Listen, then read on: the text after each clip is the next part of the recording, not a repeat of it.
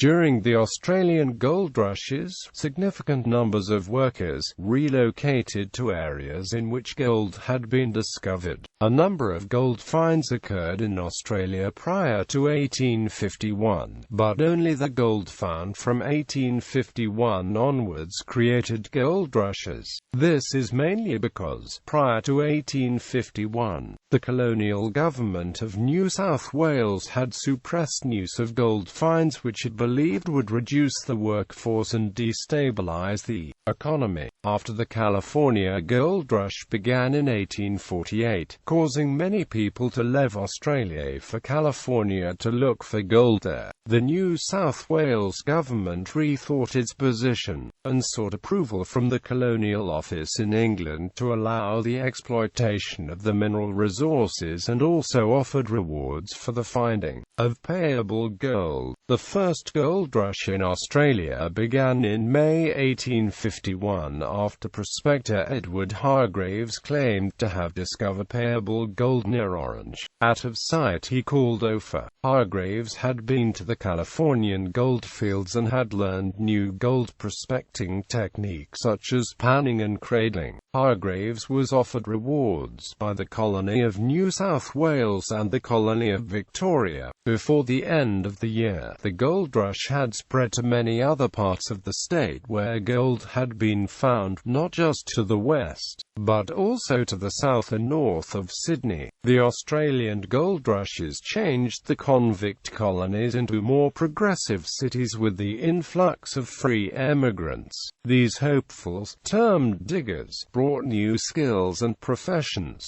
contributing to a burgeoning economy. The mateship that evolved between these diggers and their collective resistance to authority led to the emergence of a unique national identity. Although not all diggers found riches on the gold fields, many decided to stay and integrate into these communities. In July 1851, Victoria's first gold rush began on the Clunes goldfield. In August, the gold rush had spread to include the goldfield at Buninyong 45 kilometers away, and, by early September 1851, to the nearby goldfield at Ballarat. Followed in early September to the goldfield at Castlemaine and the goldfield at Bendigo in November 1851. Gold, just as in New South Wales, was also found in many other parts of the state. The Victorian Gold Discovery Committee wrote in 1854, "The discovery of the Victorian goldfields has converted a remote dependency into a country of worldwide fame. It has attracted a population, extraordinary in number, with unprecedented rapidity. It has enhanced the value of property to an enormous extent. It has made this the richest country in the world, and, in less than 3 years, it has done for this colony the work of an age, and made its impulses felt in the most distant regions of the earth." When the rush began at Ballarat, diggers discovered it was a prosperous goldfield. Lieutenant Governor Charles Laphroaig visited the site and watched 5 men uncover 136 ounces of gold in one day. Mount Alexander was even more rich than Ballarat, with gold sitting just under the surface. The shallowness allowed diggers to easily unearth gold nuggets. In 7 months, £2.4 million of gold was transported from Mount Alexander to nearby capital cities. The gold rushes caused a huge influx of people from overseas. Australia's total population more than tripled from 430,000 in 1851 to 1.7 million in 1871. Australia first became a multicultural society during the gold rush period. Between 1852 and 1860, 290,000 people migrated to Victoria from the British Isles, 15,000 came from other European countries, and 18,000 emigrated from the United States.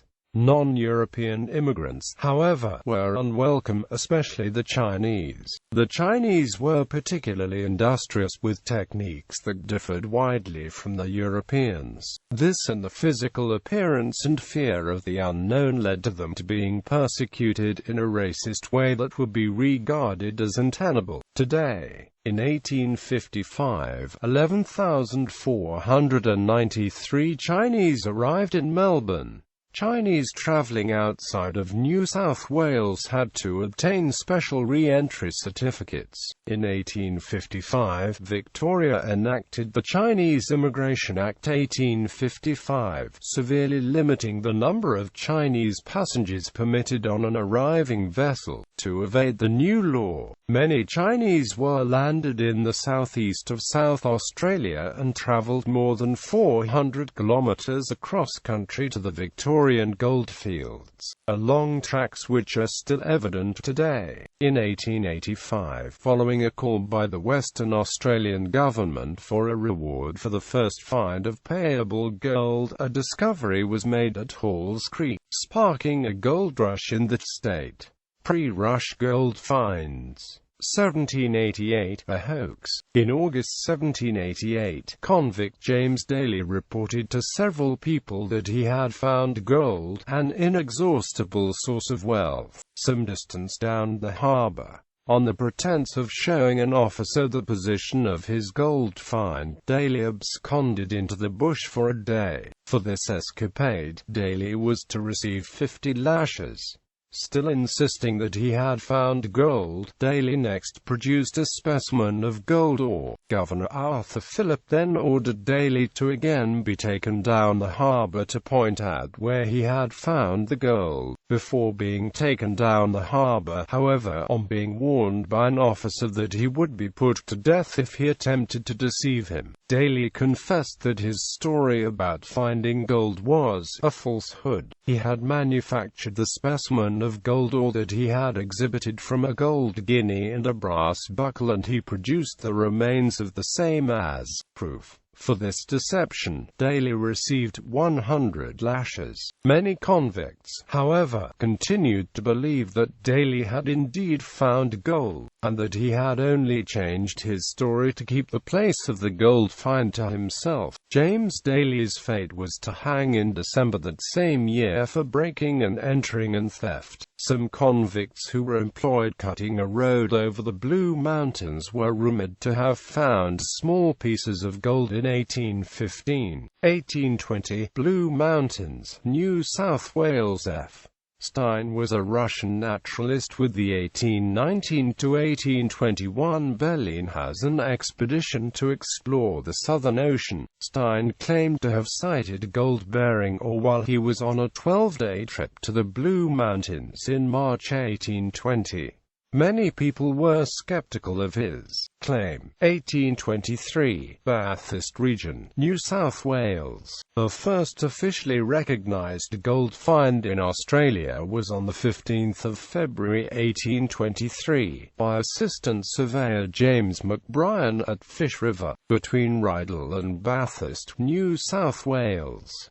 McBrien noted in his field survey book at E1 chain 50 links to river and marked a gum tree. At this place I found numerous particles of gold convenient to river. 1834, Manaro District, New South Wales. In 1834, with government help, John Lotsky travelled to the Manaro District of New South Wales and explored its southern mountains. On returning to Sydney in that same year, he exhibited specimens that he had collected that contained gold.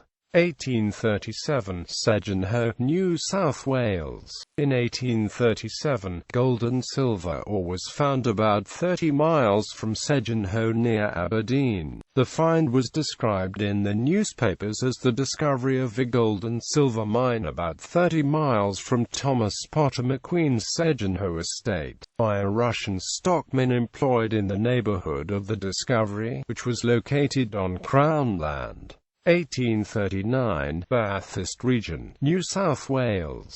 R.L. Edmund Strzelecki, geologist and explorer, found small amounts of gold in silicate in 1839 at the Vale of Clwyd near Hartley, a location on the road to Bathurst. 1840, Laphroaig, Tasmania. Gold is believed to have been found in northern Tasmania at the Den near Georgetown in 1840 by a convict. In the 1880s, this became known as the Laphroaig goldfields. 1841 to 1842, Bathurst and Goulburn regions, New South Wales. The Reverend William Branwright Clark found gold on the Cox's River, a location on the road to Bathurst, in 1841. In 1842, he found gold on the Wallandilly River. In 1843, Clark spoke to many persons of the abundance of gold likely to be found in the colony of New South Wales. On the 9th of April 1844, Clark exhibited a sample of gold in quartz to Governor Sir George Gipps. In that same year, Clark showed the sample and spoke of the probable abundance of gold to some members of the New South Wales Legislative Council, including Justice Roger Therry, the member for Camden, and Joseph Phelps Robinson, then member for the town of Melbourne. In evidence that Clark gave before his select committee of the NSW Legislative Council in September 1852, he stated that the subject was not followed up as the matter was regarded as one of curiosity only, and considerations of the penal character of the colony kept the subject quiet, as much as the general ignorance of the value of such an indication. Towards the end of 1853, Clark was given a grant of £1,000 by the New South Wales government for his services in connection with the discovery of gold. The same amount was voted by the Victorian Gold Discovery Committee in 1854. 1841, Pyrenees Ranges and Plenty Ranges, Victoria. Gold found in Pyrenees Ranges near Clunes and in the Plenty Ranges near Melbourne in 1841, and the gold was sent to Hobart where it was sold. From 1843, Victoria. Beginning in 1843, gold samples were brought several times into the watchmaker's shop of T.J. Thomas in Melbourne by bushmen. The specimens were looked upon as curiosities. 1844, Bundalong, Victoria. A shepherd named Smith thought that he had found gold near the Ovens River in 1844, and reported the matter to Charles Laphroaig, who advised him to say nothing about it. 1845, Middle Districts, New South Wales. On the 12th of December 1845, a shepherd walked into the George Street, Sydney shop of goldsmith E.D. Cohen carrying a specimen of gold embedded in quartz for sale, with the gold weighing about 4 ounces, with the shepherd saying he had been robbed of double as much on his way to town. The shepherd did not disclose where he had found the gold, just that if men were to take engagements with squatters may, in addition to receiving the wages, may also discover a gold mine. 1846, Castanbull, South Australia. Gold was found in South Australia, and Australia's first gold mine was established. For the earliest days of the colony of South Australia, men, including Johannes Menger the geologist with the South Australian Company, had been seeking gold, armed with miner's pick. Numberless explorers are to be found prying into the depths of the valleys or climbing the mountain tops. No place is too remote. Gold was found in January 1846 by Captain Thomas Terrell at the Victoria Mine near Castanbull, in the Adelaide Hills, South Australia, about 10 miles east of Adelaide. Some of the gold was made into a brooch sent to Queen Victoria, and samples were displayed at the Great Exhibition at the Crystal Palace in 1851. Share prices rose from £2 to £30, but soon fell back to £3 when no further gold was found. Unfortunately for the investors, and everyone else concerned, the mine's total gold production never amounted to more than 24 ounces. 1847, Victoria. Gold was found at Port Phillip by a shepherd. About April 1847, a shepherd took a sample of ore about the size of an apple, that he believed to be copper, into the jewellery store of Charles Brentani in Collins Street, Melbourne, where the sample was purchased by an employee, Joseph Forrester, a gold and silversmith. The shepherd refused to disclose to Forrester where he had obtained the nugget, but stated that there was plenty more of it where it came from, on the station where he worked about 60 miles from Melbourne. The sample was tested by Forrester and found to be 65% virgin gold. A sample of this ore was given to Captain Clinch, who took it to Hobart. 1847, Beaconsfield, Tasmania. It is said that John Gardner found gold-bearing quartz in 1847 on Blythe Creek, near Beaconsfield, on the other side of the Tamar River from Georgetown. 1848, Wellington, New South Wales. Gold found by a shepherd named McGregor at Mitchell's Creek near Wellington, New South Wales, in 1848 on the Montefiores Squatting Run, Nanamar. The Baathist Free Press noted, on the 25th of May 1850, that neither is there any doubt in the fact that Mr. McGregor found a considerable quantity of the precious metal some years ago, near Mitchell's Creek, and it is surmised he still gets more in the same locality. 1848, Bathurst, New South Wales. William Tipple Smith finds gold near Bathurst in 1848. Smith, a mineralogist and manager of an ironworks in New South Wales, had been inspired to look for gold near Bathurst by the ideas of Roderick Murchison, president of the Royal Geographical Society, who in 1844, in his first presidential address, had predicted the existence of gold in Australia's Great Dividing Range, ideas which were published again in the Sydney Morning Herald on the 28th of September 1847, suggesting that gold will be found on the western flanks of the dividing ranges. Smith sent samples of the gold he found to Murchison. 1848 to 1884, pre-gold rush finds in Western Australia. Gold was first detected in Western Australia in 1848 in specimens sent for assay to Adelaide from copper and lead deposits found in the bed of the Murchison River, near Northampton, by explorer James Perry Walcott, a member of A.C. Gregory's party. In 1852–53, rich specimens of gold-bearing stone were found by shepherds and others in the eastern districts, but they were unable afterwards to locate the places where the stone was discovered. The late Hon. A.C. Gregory found traces of gold in quartz in the Bowes River in 1854. In 1861, Mr. Panton found near Northam, while shortly afterwards a shepherd brought in rich specimens of auriferous quartz which he had found to the eastward of Northam, but he failed to locate the spot again. Various small finds were made up to 1882, when Alexander McRae found gold between Cossack and Roebourne, with one nugget weighing upwards of 9 dwt. Edward Hardman, government geologist, found traces of gold in the East Kimberley in 1884. His report about his finds subsequently led to the discovery of payable gold and the first Western Australian gold rush. 1848–1850, Pyrenees Ranges. Victoria. Gold was found in the Pyrenees Ranges in 1848 by a shepherd, Thomas Chapman. In December 1848, Chapman came into the jewellery store of Charles Brentani, in Collins Street, Melbourne, with a stone that he had held for several months.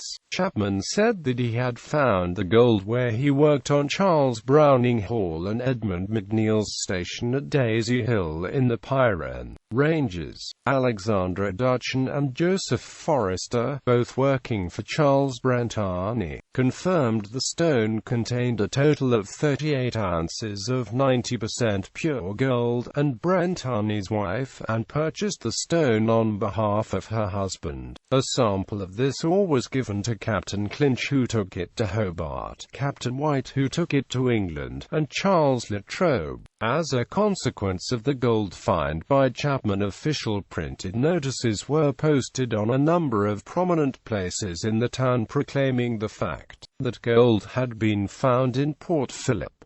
The Bettina's shop was thronged by persons wanting to see the nugget and asking where it had been found. This find sparked a mini gold rush, with about 100 men rushing to the site. This could perhaps be categorized as the first, though unofficial, gold rush in Victoria, or perhaps the gold rush that was stamped out. Charles Laphroaig quickly put an end to the search for gold in February 1849 by ordering 10 mounted police to take possession of the gold mine, prevent any unauthorized occupation of Crown lands in the neighborhood, dismiss the gold seekers, and prevent any further digging at Daisy Hill. The story was then dismissed by some of the press as a hoax. This did not stop people finding gold, however, and in the year 1850, according to Brentani's wife Anne, the gold came down from the country in all directions. She and her husband purchased as much as they could, but had difficulty in supplying the money.